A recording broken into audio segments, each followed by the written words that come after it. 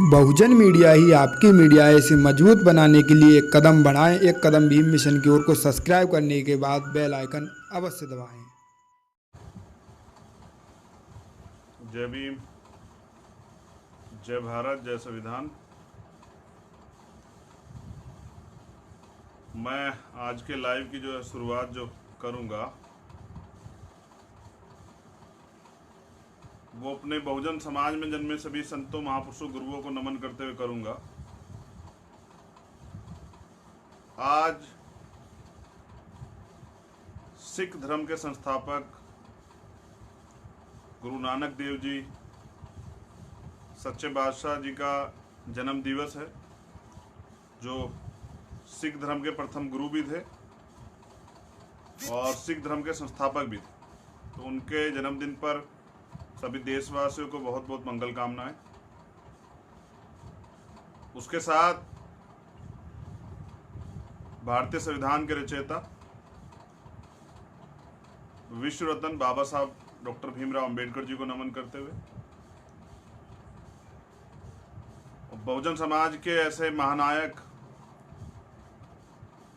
चाहे वो किसी प्रदेश में पैदा हुए हों या देश के किसी भी कोने में जन्मे हो, जिन्होंने बहुजन समाज के लिए एक लंबे समय तक संघर्ष किया, इस लड़ाई को, संघर्ष के इस नए आयाम पर पहुंचाया।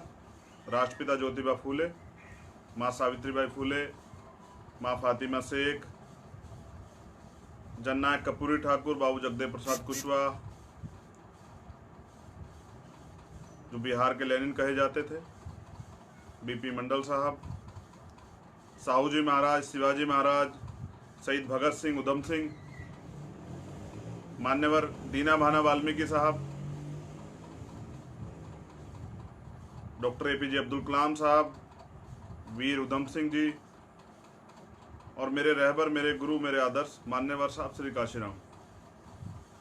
आप सभी बहुजन महानायकों को नमन करते हुए आज का जो लाइव है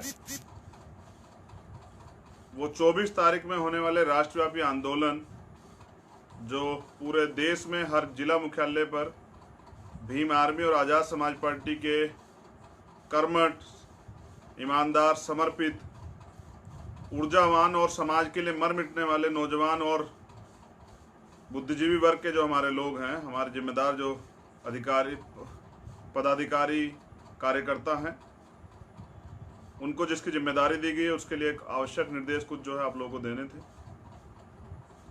वैसे तो मैं टीवी पे भी अपनी बात को रखता हूँ, लेकिन मेरी जो एक बड़ी ऑडियंस है, एक बड़ा समाज जो है, वो फेसबुक से, ट्विटर से, अन्य जो सोशल मीडिया के प्लेटफॉर्म है उससे जुड़ा हुआ है, यूट्यूब से जुड़ा हुआ है। और क्योंकि फ़ोन गांव के अंतिम कोने में भी है और गरीब लोगों के पास भी है, तो वहाँ तक मेरी बात चली जाती है। इसलिए बार बार मैं लाइव आता हूँ, क्योंकि जब मैं किसी बिहार जैसे क्षेत्र में जाता हूँ और बहुत ऐसे गांव में जाता हूँ जहाँ रोटी की भी दिक्कत है, लेकिन वहाँ मेरी माता बहनें मुझसे कहती है कि बेटा आज तक तो फ़ोन पे देखा था, आज तुझे सामने देख लिया, आशीर्वाद देती है। तो इसलिए मैं टीवी के साथ साथ जो है अपनी बात को रखने के लिए लाइव भी आता हूँ, क्योंकि मेरे गरीब समाज के जो लोग हैं वो इससे जुड़े हुए हैं। बहुत सारे लोग यहाँ तो आज तक भी टीवी नहीं पहुँच पाए हैं। टीवी है तो केबल नहीं है, वो चैनल्स नहीं जिस पे वो देख लें।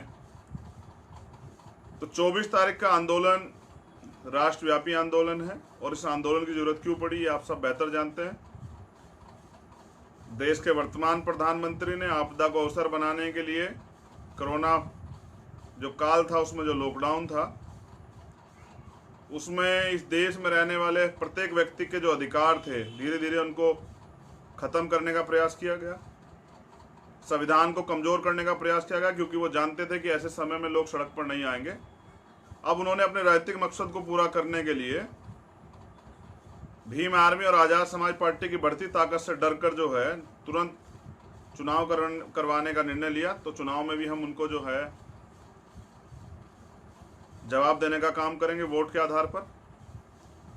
लेकिन सबसे ज़्यादा जरूरी देश का संविधान बचाना है, क्योंकि देश के अंतिम व्यक्ति की भी ये फंडामेंटल ड्यूटी है, मूल कर्तव्य है कि वो इस देश के संविधान की सुरक्षा करे। और आरएसएस और बीजेपी के लोग कभी भी इस देश के संविधान को पसंद नहीं करते थे, उस देश के संविधान को खत्म कर देना चाहते हैं। तो जिस तरह से तमाम तरह के जो हैं विश्वासघात जनता से किए गए, भारत में लोकतंत्र है और लोकतंत्र में जो जनता चाहती है वो होता है।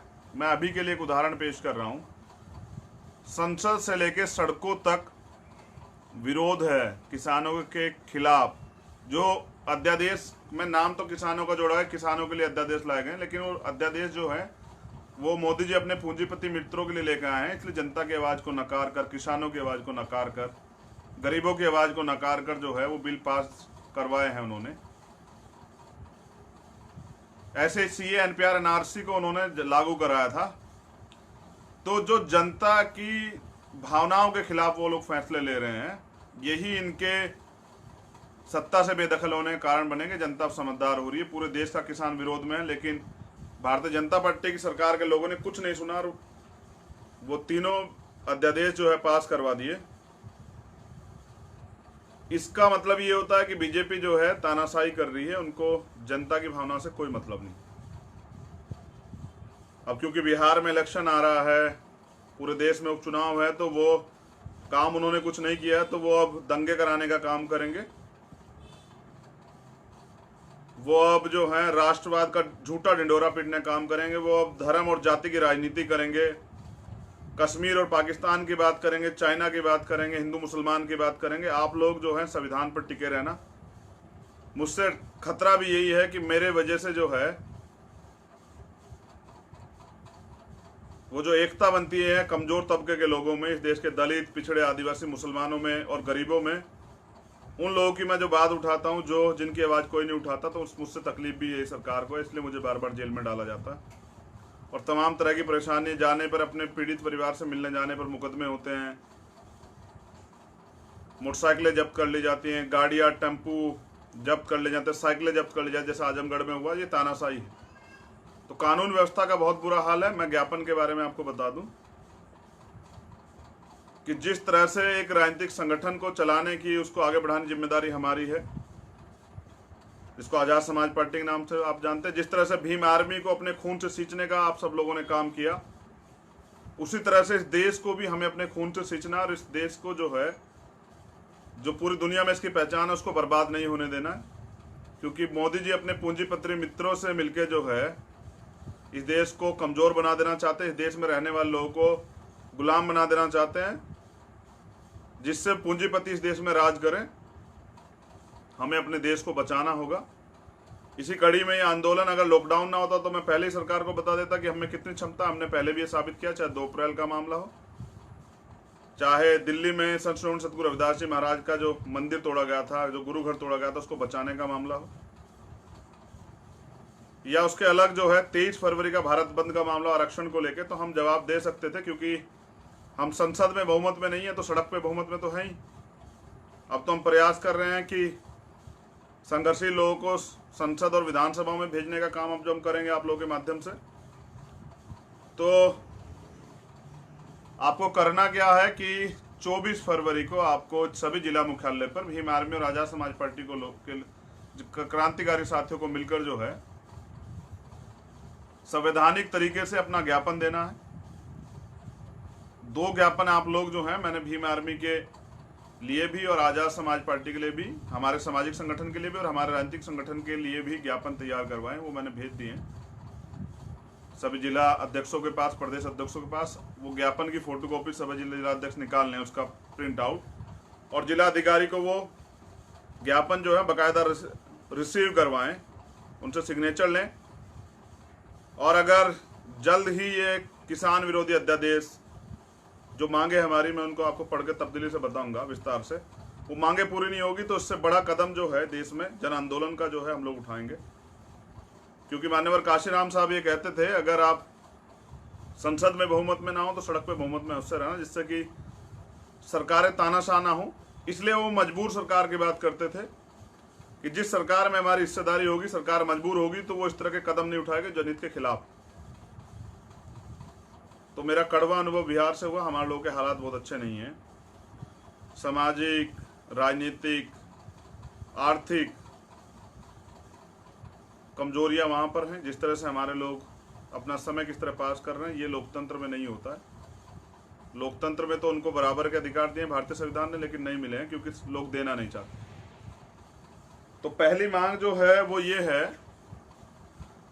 कि राष्ट्र हित में जो सरकारी उपक्रम है, सरकारी संस्था जिनको बेचा जा रहा है अपने पूंजीपति मित्रों को,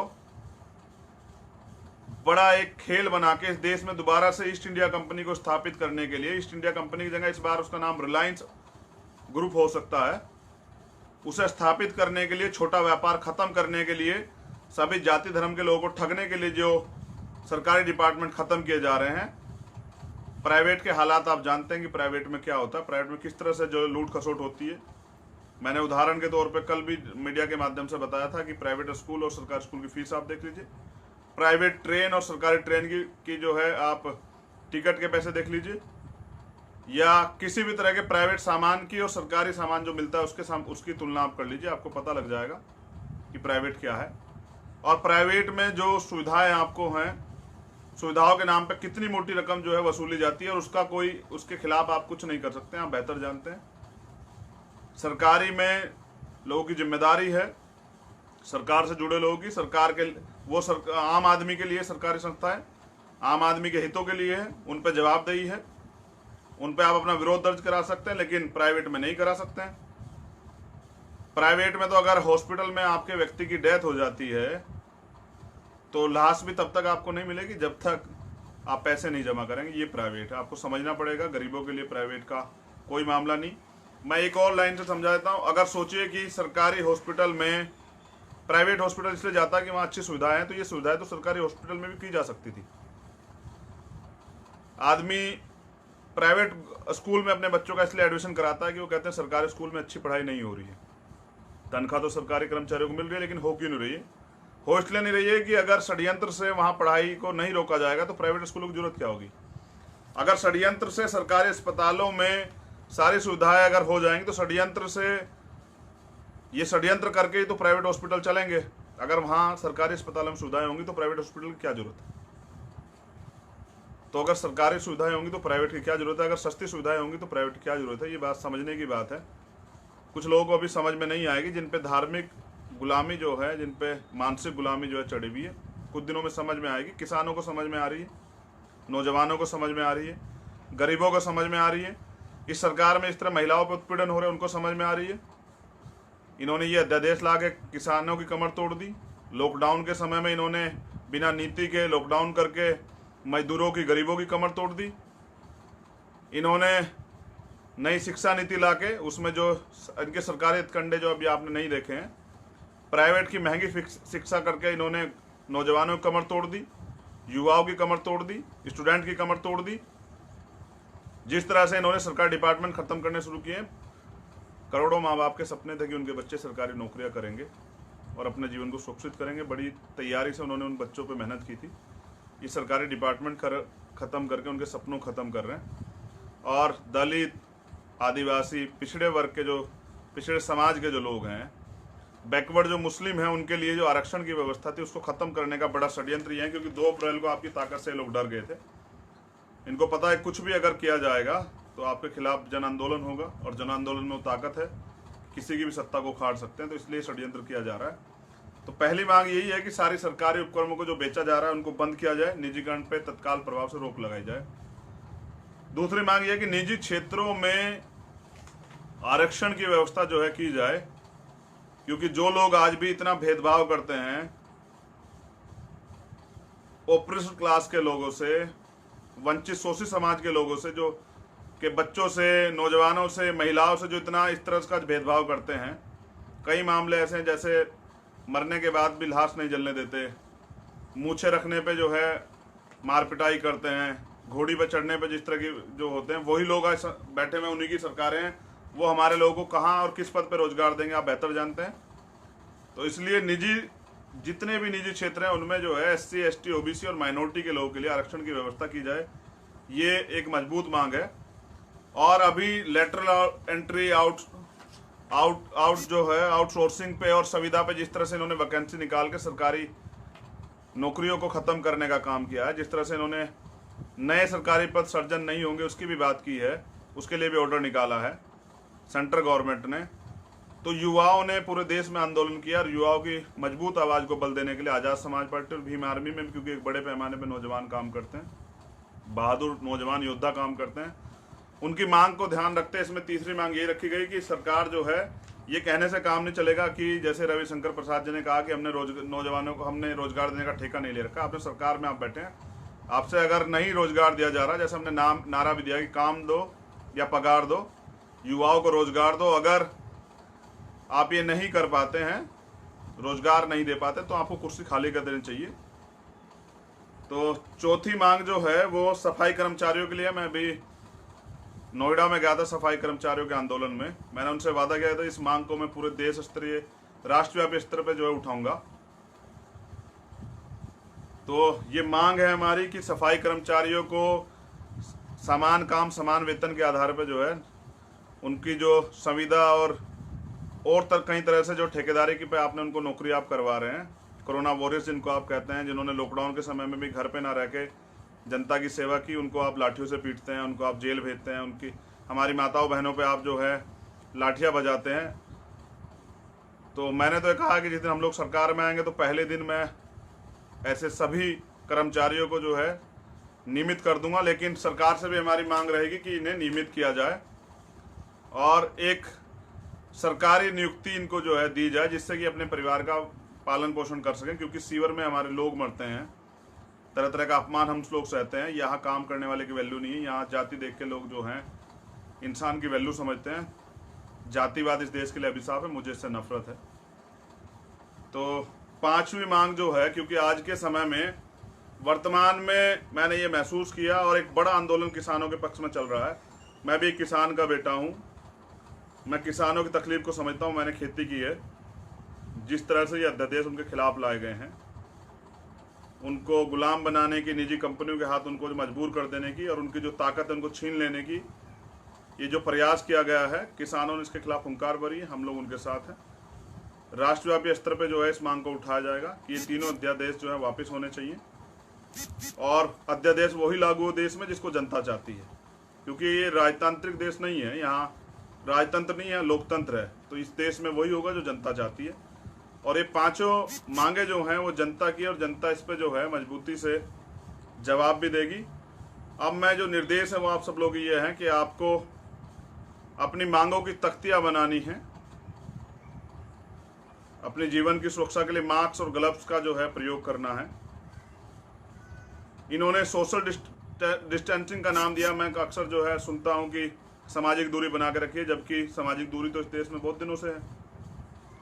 फिजिकल डिस्टेंस का पालन करते हुए जो है आप लोग अपना ज्ञापन दें। जैसा मैंने कहा कि अपनी तख्तियां बनाइए, अपने पोस्टर झंडों को रखिए, अपनी मांगों को जो है सरकार के लोगों के सामने, जो आज लोग सरकारी कर्मचारियों के आगे दोहराइए, उनको कहिए कि इन मांग को पूरा कराने के लिए सरकार को जो है अपनी तरफ से इस मांग को आगे बढ़ाएं, इस ज्ञापन को जो है महामहिम राष्ट्रपति तक पहुंचाएं। लोकतंत्र में यही अपनी आवाज़ उठाने का जरिया है। तो तख्तियां जरूर बनाएं और ज्ञापन दें, अपनी मांग को पुरजोर तरीके से रखें, अपने जीवन की सुरक्षा के लिए ग्लव्स का, मास्क का प्रयोग करें, संवैधानिक दृष्टि से अपने ज्ञापन को दें, अपनी पुरजोर मांग को रखते हुए। और आगे जो प्रक्रिया अपनाई जाएगी, अगर सरकार हमारी मांगों को सीरियसली नहीं लेती है तो इसके बाद एक बड़ा जन आंदोलन इस देश में होगा 2 अप्रैल जैसा। अगर इस तरह के कानून लाके गरीबों का, किसानों का, मजदूरों का, महिलाओं का, बच्चों का, शिक्षित बेरोजगारों का, पढ़ने वाले नौजवानों का अहित सोचा जाएगा, सरकार सोचेगी, तो ये हम चलने नहीं देंगे। अपने देश को हम लोग कमज़ोर होने नहीं देंगे। आर्थिक व्यवस्था आप देख लीजिए कहाँ है, ये किसकी देन है। यहाँ जुडिशरी भी है, मगर आप देख लीजिए कि जहाँ सुमोटो लेके सुप्रीम कोर्ट को देखना चाहिए कि जिन लोगों के हाथ में सत्ता आ जो देश को बर्बाद कर रहे हैं, उनको सत्ता से बेदखल करने का जो है जन आंदोलन भी हम लोग तैयार करेंगे और माननीय न्यायालय को भी इन पे जो है संज्ञान लेना चाहिए। ये निकम्मी सरकार है, इनके पास कोई नीति नहीं, ये वोट मांगने के लिए सिर्फ जाति धर्म की लड़ाई लड़ते हैं, राष्ट्रवाद के नाम पे बेवकूफ़ बनाते हैं। इस देश में किसान से बड़ा, किसान इस देश की रीढ़ है, किसान से बड़ा कोई राष्ट्रवादी नहीं है। चौधरी चरण सिंह जी इस बात को कहा करते थे कि किसान जो है देश की रीढ़ है और रीढ़ को कमजोर नहीं किया जाता, रीढ़ को मजबूत बनाया जाता है। तो किसानों को, मजदूरों को, नौजवानों को, दलितों को, पिछड़ों को, आदिवासियों को, अन्य धार्मिक अल्पसंख्यकों को के हितों को ध्यान में रखते हुए ज्ञापन पत्र जो है आप सरकारी जो हैं जिला मुख्यालय पे जो अधिकारी संबंधित हैं उनको सौंपें और अपनी मांग को मजबूत करें। मेरी बहुत बहुत मंगल कामनाएं आप सब लोगों के लिए 24 तारीख के आंदोलन के लिए।